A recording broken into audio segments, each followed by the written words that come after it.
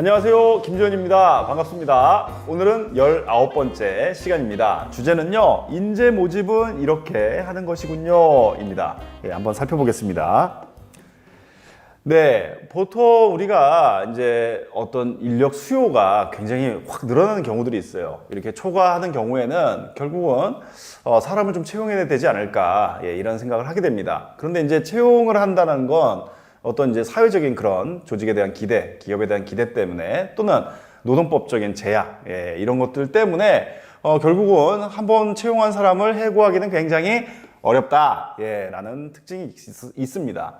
결국은 조직에서는요, 신규 인력을 채용하기 전에 뭔가 대체안을 가지고 최대한 대응을 해보려고 합니다. 대표적으로 여러 가지가 있는데요. 초과 근무가 있습니다. 결국은 단기적으로 좀 인력 수요가 딱 늘어나는 경우에는 직원들이 일을 더 하는 거죠. 직원들 입장에서는 소득 증가가 기회된다는 점이 있지만, 퇴근 후에 저녁 시간을 좀 누린다든지 이런 부분들을 빼앗길 수 있어서 또 불만을 야기하는 요인이 될 수도 있습니다. 또 하도급이 있습니다. 단기적이고 계절적인 그런 업무들, 그런 조직의 일부 기능을 갖다가 중요한 건 외부 조직에 이것들을 맡기는 거죠.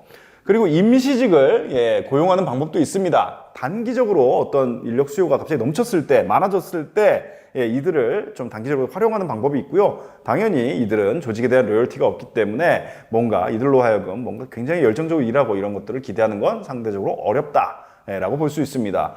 리스 고용이라는 게 있는데요. 이것들은 이제 인력을 일종의 파견받는 방법인 거죠. 그렇게 해서 퇴직금이라든지 복리후생비 이런 부분들을 부담하지 않는 간접적인 인건비를 절감할 수 있고, 우리 조직에 또는 우리 회사의 직원이 아니기 때문에 노조를 가입할 수가 없습니다. 그래서 약간 노조를 좀 방지하는 그런 측면에서도 장점이 있다라고 볼 수 있습니다. 조직은요, 특성이 사람처럼 유기체라고 보는 관점이 많은데요. 유기체이기 때문에 신규 인력을 전혀 채용하지 않고 계속 가는 건 조직이 지속적으로 생존하고 성장하는 데는 도움이 되지 않는다. 그래서 새로운 인력을 통해서 조직에 새로운 활력을 불어넣는 것이 중요하다라는 말씀을 좀 드릴 수 있고요. 결국은 지속적인 생존과 성장을 위해서 신규 인력을 채용하게 된다라는 겁니다. 그러면 이렇게 신규 인력을 채용하기 위해 해야 되는 것이 바로 모집 활동입니다. 바로 양질의 지원자를 확보하기 위한 활동이고요.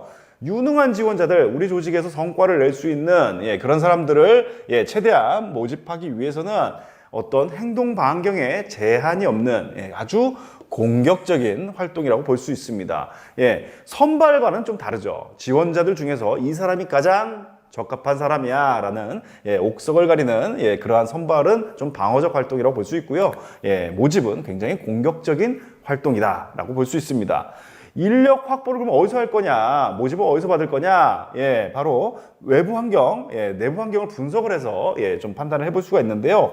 외부 환경 같은 경우에는 실업률, 지역의 어떤 상황, 그리고 노동법, 그리고 조직의 외부의 이미지 이런 것들을 가지고 좀 분석해 볼 수 있고요. 내부 같은 경우에는 현재 있는 직원들, 그들이 가지고 있는 능력 같은 거, 이런 경제적 요소를 살펴볼 필요가 있고, 또 이들이 경력상의 요구가 어떠한지, 또 현재의 직무에 대해서 어느 정도 만족하고 있는지에 대한 사회적인 요소도 함께 살펴볼 필요가 있습니다. 그래서 모집에 대한 이제 사전 분석이 끝나고 나면은 이제 어디서 모집을 할 거야 라는 이제 원천에 대해서 알아볼 필요가 있는데, 먼저 내부 노동시장 같은 경우에는 인력을 재배치 등을 활용해서 모집을 할 수가 있고요.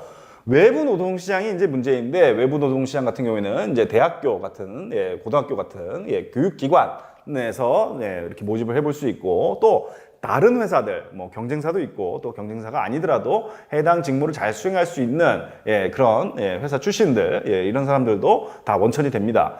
그리고 현재 일을 하지 않는 능력은 갖추고 있지만 실직 상태인 실업자들이라든지 뭔가 이 직무 같은 경우에는 기업가적 기질이 굉장히 필요하다, 사업가가 필요하다라고 하는 경우에는 자영업자를 모집의 원천으로 가져가는 경우도 있습니다. 모집을 어디서 어떻게 해갈 것이냐라는 이제 분석을 하고 나면 이제 이 모집 원천을 가지고 이제 실제 모집을 해야 되는데요. 먼저 내부 노동시장, 내부 같은 경우에는 인력 재배치를 하면 됩니다. 근데 이제 외부가 문제인데요. 외부 노동시장 같은 경우에는 중학교, 고등학교, 대학교, 이런 학교와 같은 교육기관들이 있고요. 뭐 학원도 있습니다. 그리고 이제 경쟁사 같은 다른 기업에서 이렇게 모집을 하는 경우도 있고요. 능력은 갖추고 있지만 현재 일을 하고 있지 않은 실직 상태인 실업자를 대상으로 모집을 하기도 하고요. 또 이 일이 굉장히 사업가적인, 기업가적인 자질이 필요할 때는 현재 자영업자, 자기 사업을 하고 있는 자영업자를 모집 원천으로 가져가기도 합니다.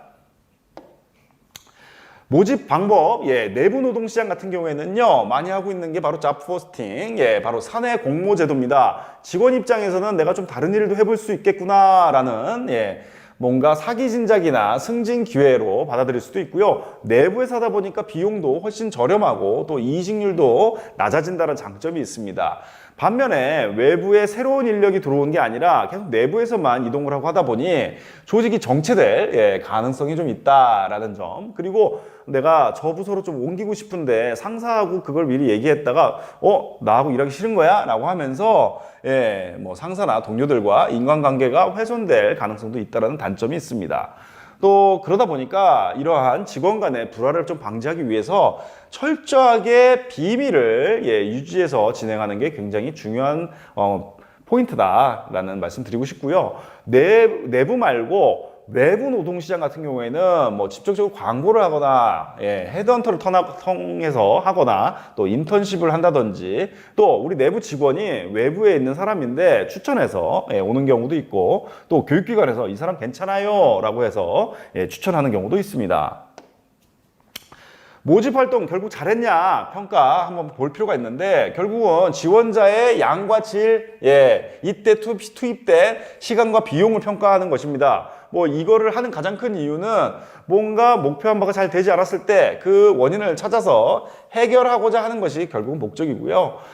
직무에 대해서 정확하고 완전한 정보를 소유한 지원자가 결국은 회사에 들어왔을 때 조직에 들어왔을 때 생산성이라든지 직무 만족도가 높다라는 리서치 결과가 있었는데요. 그래서 현실적 직무 소개, 리얼리스틱 잡 프리뷰, 우리가 현업에서 RJP라고 많이 부르는데요.